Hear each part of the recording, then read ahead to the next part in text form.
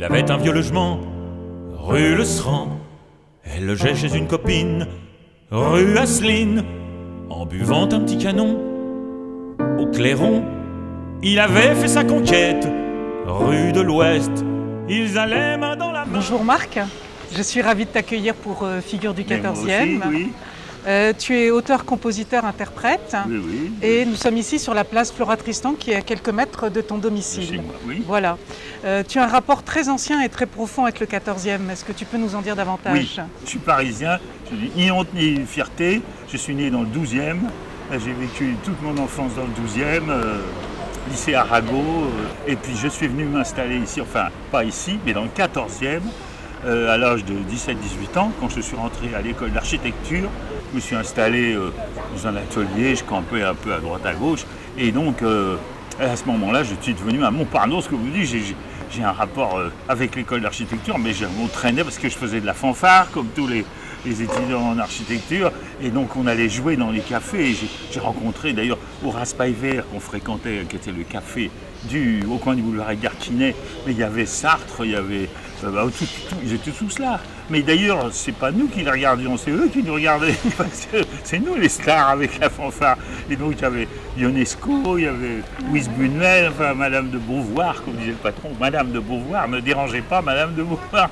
Ouais, on a vécu ça, mais à 100%, on était dedans jusqu'au cou. Tu as des choses à nous dire sur la place Flora Tristan? J'habitais rue Campagne Première, dans le 14e.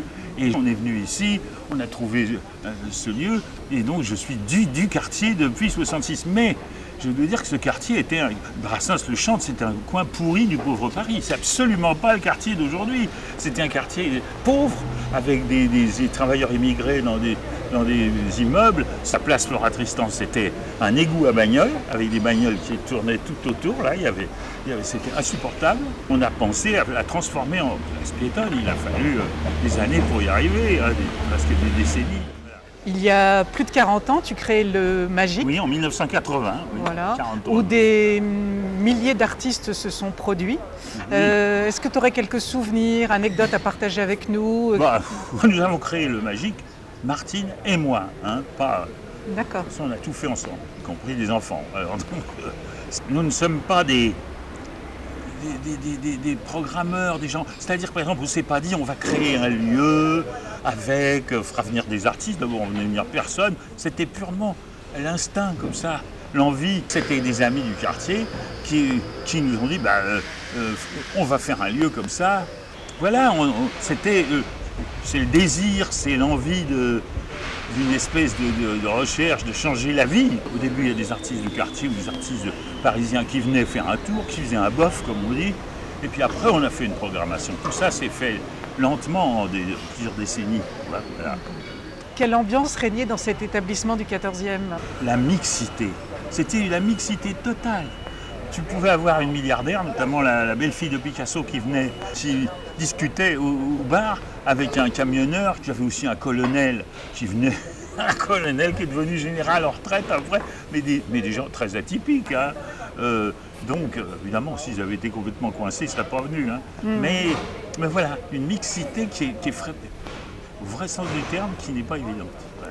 Après la disparition du Magique, tu as créé le Magique hors les murs. De quoi s'agit-il exactement? Oui, en 2017, donc, on a quitté le Magique et Martine était encore là. On a décidé de faire Magique hors les murs. Il n'était pas question de recréer un lieu public, mais par contre, on s'est dit on va faire des concerts à la maison. Donc, on avait pris, il y avait toi, chez toi, Oui, tout à Béatrice, oui, et chez nous, ici, juste sur la place, là, à côté. J'ai eu cette idée à un moment qui m'avait été soufflée par un ami, qui s'appelait Jules Bourdeau, et c'est faire des joutes en chansons. Je dialogue avec un artiste, c'est une joute, c'est pas du tout une joute guerrière, c'est une joute courtoise, où j'invite cet artiste à chanter, il chante une chanson, je lui réponds, etc. Plusieurs de tes chansons traitent du quartier. Sous quels angles? Une des chansons fondatrices, évidemment, c'est la chanson que j'ai faite pour le Magique. C'est par exemple, ici, il y avait un café qui s'appelait le Berry, l'hôtel du Berry. C'était ça, c'était un monsieur qui tenait ça, qui était homosexuel, et alors il disait « Nous, on fait que les hommes ici !» Et alors, C'est ce que je dis, dans mon quartier, il y a un café où les messieurs qui s'aiment entre eux viennent pour boire un blanc limé. Dans mon quartier, juste à côté des grands palaces, sur une place, il y a un café. Tous les messieurs qui s'aiment entre eux viennent y boire un blanc limé, en joyeux. Dans mon quartier, juste à côté. Et dans mon quartier, rue de Plaisance, il y avait un autre café, Madame René, qui tenait un café. Et il y avait toutes les nanas, il faut se mettre à la chose, ça se passait dans les années milieu des années 70, hein, c'était révolutionnaire, hein, et les filles venaient là, elles venaient toutes entre elles, les pétroleuses, elles venaient chez Madame René, rue de Plaisance. Hein, et j'ai dit, dans mon quartier, il y a un café, les demoiselles qui s'aiment entre elles viennent y boire un panaché Henri Bombelle, tu vois, c'est complètement autobiographique, ça c'est après, le Magique, j'en parle dans cette chanson, voilà. Puis il y a eu aussi le Lavomatic Story. Oui, alors ça, ce que je dis, c'est un voyage dans le quartier. Ouais. Alors il y a c'est la poésie familière, pour moi, qui avait un restaurant chinois qui s'appelait le Dragon Vert, et la patronne s'appelait Bling Bling, Bling Bling, et j'ai fait une chanson, Bling Bling, la femme du Vietnamien. Le Lavomatic, bien entendu, là, j'allais à pied à Malakoff, et dans ma tête, j'ai commencé en vacances en banlieue. C'est la vie vraiment de tout le quartier, et c'est ma vie, quoi, c'est notre vie. Je n'oublierai jamais l'instant secret du soir où j'arrivais dans la ville de...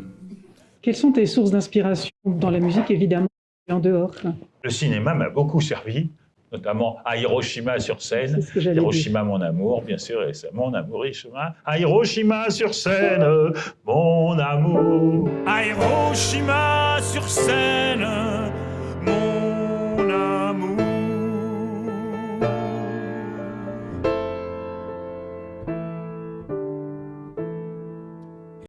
Quelle serait la marque de fabrique de tes chansons? Oh ben ça, c'est un vaste problème. Donc, tiens, je vais te dire ça. Quand tu l'as vu, ce matin, je prends le journal, à tout hasard, ce dessin. C'est complètement... j'ai complètement la source d'inspiration. C'est, tu as vu, égalité homme-femme.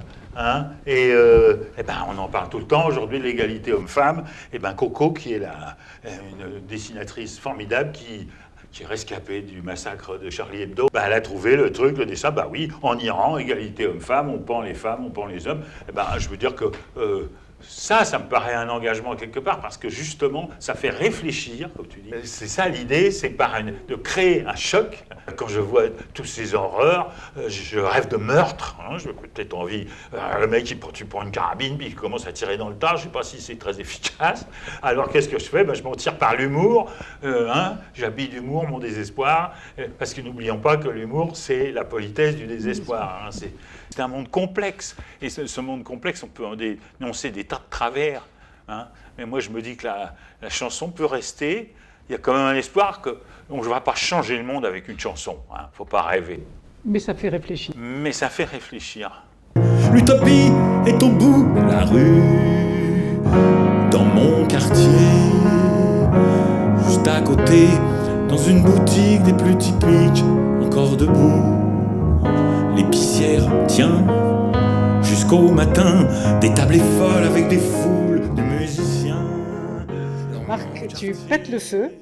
Quel est le secret de ta formidable énergie? Puis est-ce que tu envisages de prendre ta retraite un jour? Oui, il vaut mieux faire envie que pitié, si tu veux. C'est une posture quand même.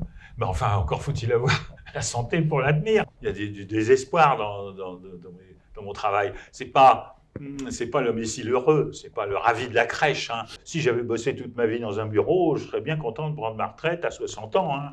Bon, là, avec mes 83 balais, bientôt 84, le sujet n'est pas là. Le sujet, tant que j'ai la santé, on continue. Il est question de continuer à créer.